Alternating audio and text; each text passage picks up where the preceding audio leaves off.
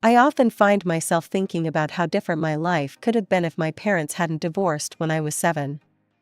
Back then, I was just Jessica Thompson, a regular kid living with my mom and dad in a cozy house they'd bought together. I remember those early years being filled with simple joys, family dinners, weekend trips to the park, and bedtime stories read by both parents. Everything changed when they split up.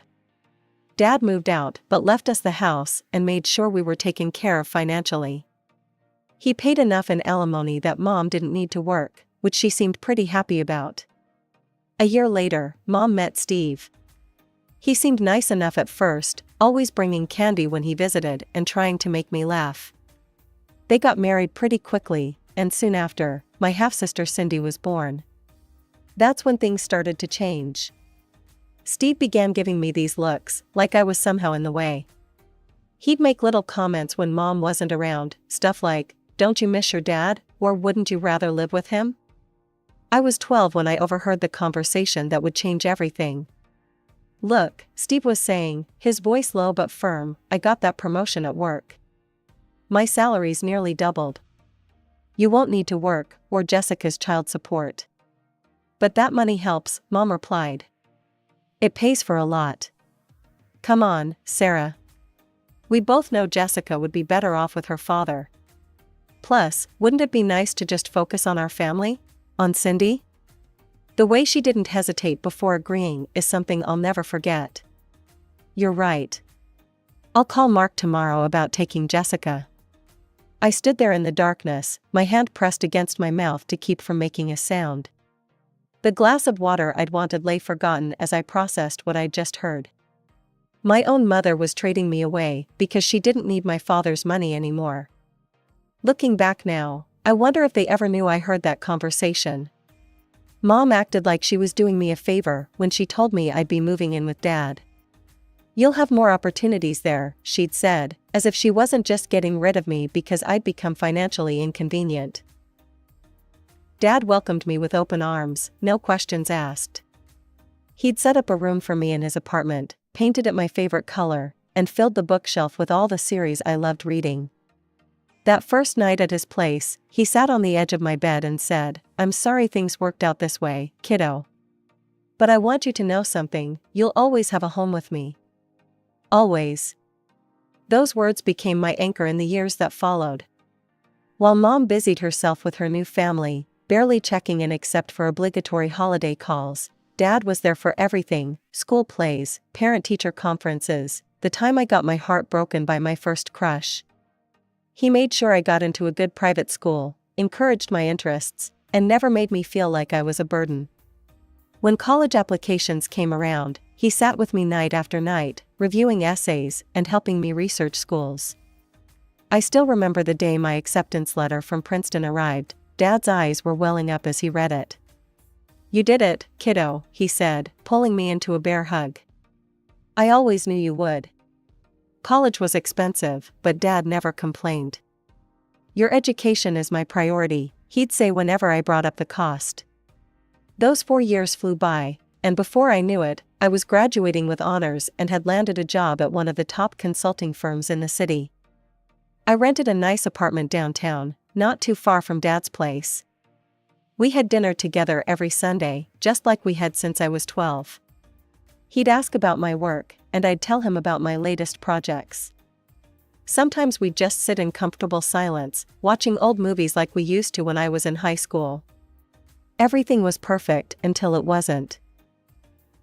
The diagnosis came out of nowhere. Stage 4 pancreatic cancer. 6 months, the doctors said. They were optimistic. Dad only made it 4. I was 28 when I lost him. The last few weeks were brutal. I took leave from work to be with him in the hospital. One night, near the end, he squeezed my hand and said, "You were the best thing in my life, Jessica. Never forget that." After he passed, I discovered he'd left me everything: his beautiful apartment in the city center and $700,000 in his accounts. I couldn't even think about the money. I just missed my dad. A month after the funeral, my phone rang. I almost dropped it when I saw Mom on the caller ID. "Jessica?" Her voice was hesitant. "I heard about your father. I'm so sorry." I hadn't heard from her in years. "Thanks," I managed to say. "I know this might not be the best time, but Steve passed away too, recently, heart attack." She paused. "I've been thinking about you a lot. Maybe it was grief making me vulnerable, or maybe I just wanted to believe people could change, but I found myself agreeing to meet her for coffee." One coffee turned into regular visits. I met Cindy properly for the first time since she was a baby. She was 21 now, bouncing between job interviews and seemingly directionless. Mom was working as a cashier at the local supermarket, a far cry from her days of not needing to work. I started visiting them several times a month. I told them about my travels, weekend trips to different states, my vacations in Europe. I always brought them gifts, designer clothes for Cindy, nice perfumes for Mom, little luxuries they couldn't afford themselves. It felt good, in a way, being able to share my success with them. It became a routine. I couldn't show up at Mom's place empty-handed. Even if I was just dropping by for a quick coffee, I'd feel guilty if I didn't bring something. The local mall became my regular stop before any visit. Cindy especially loved the clothes I brought back from Europe. Her eyes would light up every time I pulled out something from my suitcase. "Oh my God, Jess, is this really from that boutique in Paris?" she'd squeal, holding up whatever designer piece I'd brought her. At first, I enjoyed their reactions. Maybe I was trying to buy the affection I never got as a kid. I'd carefully pick out things I thought they'd like, a cashmere sweater for Mom, a leather handbag for Cindy. Then one day, I decided to ask what they actually wanted. "Oh, I couldn't possibly," Mom started, looking down at her coffee cup. "Maybe just some new towels from Target?" Cindy was equally hesitant at first. Maybe some drugstore makeup?" But something shifted after that. The requests started getting bigger, more frequent. Mom went from asking for towels to texting me entire shopping lists. "Hey honey," one text read. "When you're in Milan next month, could you pick up that Gucci bag we saw online? And Cindy really needs new winter clothes, Prada would be nice. Oh, and we're running low on groceries." I stared at my phone, my stomach turning. The lists kept getting longer, more demanding. It wasn't just luxury items anymore, they expected me to cover their basic expenses too. One evening, after receiving yet another lengthy list, I decided enough was enough. I drove to their house, determined to have a serious conversation. "Mom, Cindy, we need to talk about these requests," I said, sitting at their kitchen table. Mom shifted uncomfortably in her chair. "What do you mean, sweetie?" "The lists, the constant asking for things. It's getting out of hand." "Oh, come on," Cindy rolled her eyes. "It's not like you can't afford it. You're loaded." "That's not the point," I replied, trying to keep my voice steady. "Yes, I have money, but..." "But what?" Cindy interrupted. "You're just going to hoard it all while your family struggles? You've got that fancy apartment, you're always traveling, and you can't help out your poor family? You're rich. Your dad left her all that money, and you're being selfish." I felt my face getting hot. Selfish? That money came from the parent who actually wanted me. The one who didn't trade me away when I became inconvenient. The room went dead silent. "It's my money," I said finally, standing up. "And I'll decide how to spend it." "Real nice, Jess," Cindy spat. "Real nice way to treat your family." I walked out, slamming the door behind me. For the next month, my phone stayed silent, no calls, no texts, no lists of demands. Part of me was hurt, but another part felt relieved. After a month of silence, my phone rang. It was Mom. "Jessica, honey, could you come over? I need to talk to you about something important." There was something in her voice that made me worry. Despite our recent argument, I found myself driving to her house that afternoon. Mom was sitting at the kitchen table when I arrived, looking more subdued than usual. Cindy hovered nearby, her face uncharacteristically serious. "What's going on?" I asked, taking a seat. Mom reached across the table and grabbed my hand. "I've been to see a doctor, Jessica. It's my knee. They say I need surgery right away, a total knee replacement." My stomach dropped. "How serious is it?" "Very," she said, her voice trembling. "The doctor says if I don't get it done soon, I could end up disabled. I wouldn't be able to work anymore." I thought about Dad, how quickly things had gone downhill after his diagnosis. How helpless I'd felt watching him suffer. "The thing is," Mom continued, "the best specialist for this kind of surgery is in Arizona. They've got a spot open, but..." She paused, glancing at Cindy. "The whole thing, surgery, hospital stay, rehabilitation, it's going to cost $70,000. $70,000? I repeated. "I know it's a lot," Mom said quickly. "But Cindy will come with me to help during recovery.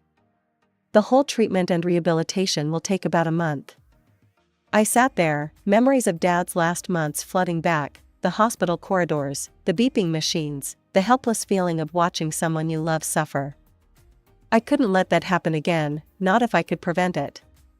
"I'll help," I heard myself say. "But I can't give you the whole amount at once. I can give you half now, $35,000, and the other half when I get the hospital bill." Mom's face darkened. "But I need all of it up front." "The hospital." "Mom," I interrupted, "that's all I can do right now. I need to be smart about this." She started to protest, but Cindy put a hand on her shoulder. They exchanged a look I couldn't quite read.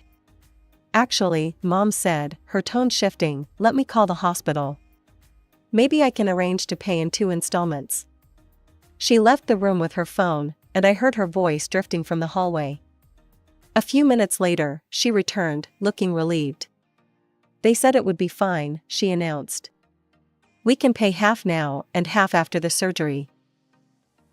The next few days were a blur of preparations. I transferred the first $35,000 to Mom's account. A week later, I helped them pack their bags and drove them to the airport. A few days after Mom and Cindy left, I was sitting in my home office reviewing some work documents when my phone buzzed. The name that popped up made me smile, Rachel Martinez, my best friend from elementary school. We'd known each other since we were 6, but after I moved in with Dad, we mostly kept in touch through social media. Recently, we'd started meeting up again for coffee and catching up on lost time. "Hey, Rach, what's up?" "Jess," there was something odd in her voice. "I need to ask you something weird. Did you know your mom and sister are in Europe?" I laughed, thinking it was some kind of joke. "What? No, they're in Arizona. Mom's having knee surgery." "Yeah, that's what I thought too, but..." Rachel paused. "My sister just showed me these photos that Cindy sent her. They're definitely not in Arizona." My phone pinged with incoming messages. With each new photo that loaded, I felt like I was being punched in the gut. There was Mom, looking perfectly healthy, posing in front of the Trevi Fountain. Cindy taking selfies outside designer boutiques in Rome. Mom's sister Angela and her daughter Emma lounging by a private pool at what looked like an expensive villa. Each photo was timestamped, yesterday's date clearly visible. "There's more," Rachel said hesitantly. "My sister said Cindy's been bragging about the whole thing. Apparently, your mom bought one-way tickets for everyone, herself, Cindy, your Aunt Angela, and your cousin Emma. They've rented some luxury villa for a month, and they're shopping at all these high-end stores and eating at fancy restaurants." I sat there, staring at a photo of my mother, my supposedly surgery-bound mother, sipping wine at a rooftop restaurant overlooking the Italian countryside. The $35,000 I'd given her for medical expenses was being spent on a European vacation. I spent the night tossing and turning, looking at those photos over and over. How could they do this? How could they lie so brazenly, taking advantage of my concern about Mom's health? They'd played me, using my memories of Dad's illness to manipulate me into giving them money. The next morning, I called Mom. My hands were shaking so hard I could barely hold the phone. how did the surgery go? I asked, trying to keep my voice steady. Oh, it went great. The doctor said everything went perfectly. I'm already starting rehabilitation. I gripped the edge of my desk, knuckles turning white. The casual way she lied made me feel sick. That's wonderful, I said, my voice dripping with barely contained rage. I'd love to talk to your doctor about the procedure. Could you put him on? There was a slight pause. Oh, he's very busy right now, sweetie. Besides, there's no need to bother him. Look, I need to go. They're calling me for physical therapy. The line went dead before I could respond. I sat there, staring at my phone, a wave of memories washing over me. Mom giving me away at 12 because she didn't need Dad's money anymore. Mom only reaching out after Dad died and left me his estate. Mom sending me shopping lists, expecting me to fund her lifestyle. And now this, the ultimate betrayal. I decided to play along with their charade, calling Mom every day to check on her recovery. Each time, she had a new excuse ready. The doctor's in surgery right now, honey. He's at a conference today. He's seeing other patients. He's off duty until tomorrow. It was like watching a bad play, where the actor keeps forgetting their lines and making up new ones on the spot. I started keeping a list of her excuses, partly out of anger, partly because I couldn't believe how ridiculous they were getting. Mom, I said during one call, trying to sound concerned, maybe we could do a video chat? I just want to see how you're doing, make sure you're comfortable in the hospital. There was a rustling sound on the other end, probably her covering the phone while she consulted with Cindy about what to say next. Oh, sweetie, I look terrible right now. All swollen and bruised. Plus, the hospital Wi-Fi is awful, keeps cutting out.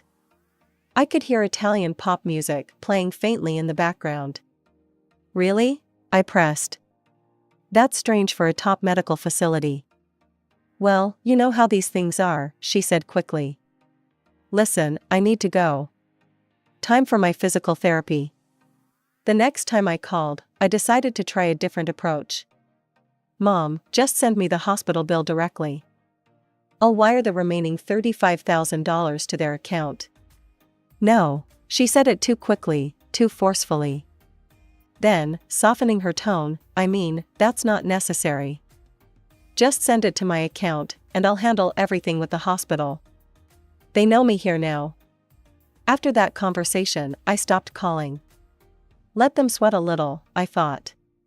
Sure enough, a week later, Mom's number appeared on my phone.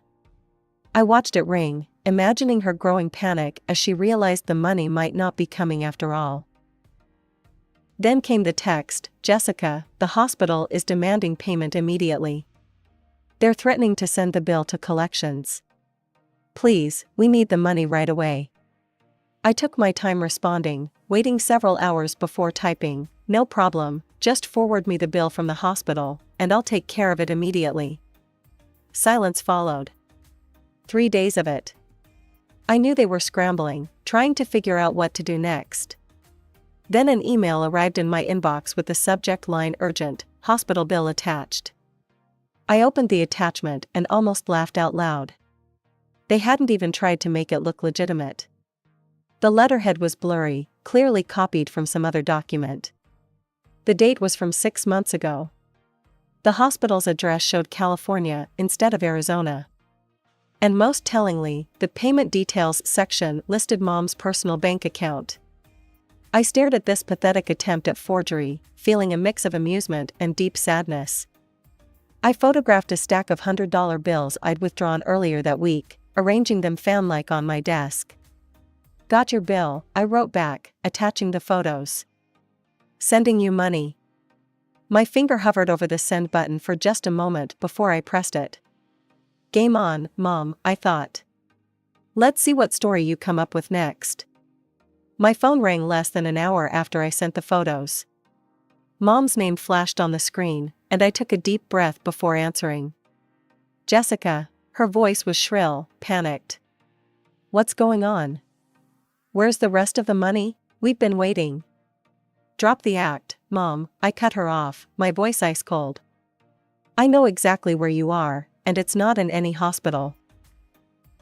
What are you talking about? You're in Italy, at a villa. Shopping at designer stores and eating at expensive restaurants with Cindy, Aunt Angela, and Emma. The line went silent for a moment. I could almost hear her mind racing, trying to figure out how to spin this. How did you? She started. Cindy sent photos to Rachel's sister, who showed them to Rachel, who then sent them to me, I said. Did you really think I wouldn't find out? I've seen everything, the villa, the shopping trips, all of it. You used my father's death, used my grief and guilt about not being able to save him, to scam me out of money for a vacation? Another pause, then her voice changed. The fake concern disappeared, replaced by defensive anger. Fine. Yes, we're in Italy. I knew you'd never give us money for a vacation, but why shouldn't we get to travel too?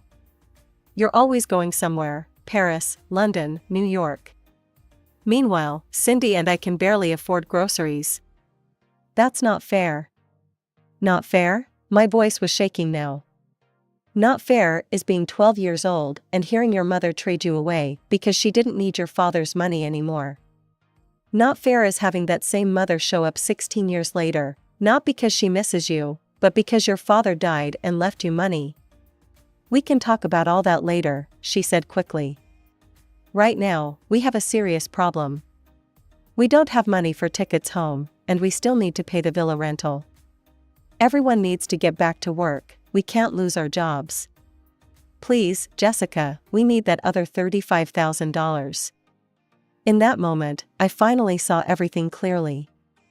Nothing had changed. She was still the same woman who'd given me away when I became financially inconvenient. Only now she wanted me back, or rather, she wanted my money back. That's your problem, not mine, I said flatly. Goodbye, Mom. I hung up and immediately blocked her number. Then I went through every social media platform, every messaging app, every possible way they could reach me, and blocked them all, Mom, Cindy, Aunt Angela, everyone involved in this scheme. Sitting there in the silence of my apartment, the apartment Dad left me, I felt something shift inside me. The last lingering hope that my mother might actually care about me, might actually want a relationship with her daughter rather than her daughter's money, finally died. 2 weeks after I blocked everyone, my grandmother called. I almost didn't answer, but Grandma had always been different from Mom, more honest, more genuine. Jessica, honey, she said, her voice worried. Your mother called me. She says she needs $15,000 urgently. I don't have that kind of money, but I thought maybe you. Grandma, I said gently, let me tell you what really happened. I told her everything, the fake surgery, the Italian vacation, the scam to get my money. With each detail, I heard her sighs getting heavier. Oh, Jessica, she said finally. I'm so sorry. I had no idea Sarah would do something like this. Don't worry about them, Grandma, I assured her. They got themselves into this mess, they can get themselves out. As it turned out, I didn't have to wait long to find out how they managed. Rachel called me a few days later. Have you seen what Cindy's doing on social media? She asked. I hadn't, since I'd blocked them everywhere. Rachel proceeded to fill me in. She's running this fundraiser, claiming her wealthy sister abandoned them in Italy without money to get home. She's painting you as this heartless rich person who left her poor family stranded in a foreign country. I felt a familiar surge of anger, but this time it was mixed with something else, amusement. How's that working out for them? I asked. Well, Rachel said, they spent almost 2 weeks trying to raise the money. They had to sell all those designer clothes and bags they bought. Apparently, the villa owner was threatening to call the police because they couldn't pay the rent. And get this, they all nearly lost their jobs because they stayed way longer than their approved vacation time. I shook my head, thinking about how their grand European adventure had backfired spectacularly. A month later, Grandma called again with an update. They're finally back, she said. But Jessica, it's a mess. Your Aunt Angela isn't speaking to your mother anymore. Apparently, Sarah demanded she help pay for the trip after everything fell apart. And she and I had a terrible fight because I couldn't give her money for tickets home. She actually accused me of choosing you over her. I'm sorry you got dragged into this, Grandma. Don't be, sweetheart. Sometimes people need to face the consequences of their actions. After we hung up, I walked to the window of my apartment, Dad's apartment, and looked out over the city. The sun was setting, painting the sky in shades of orange and pink.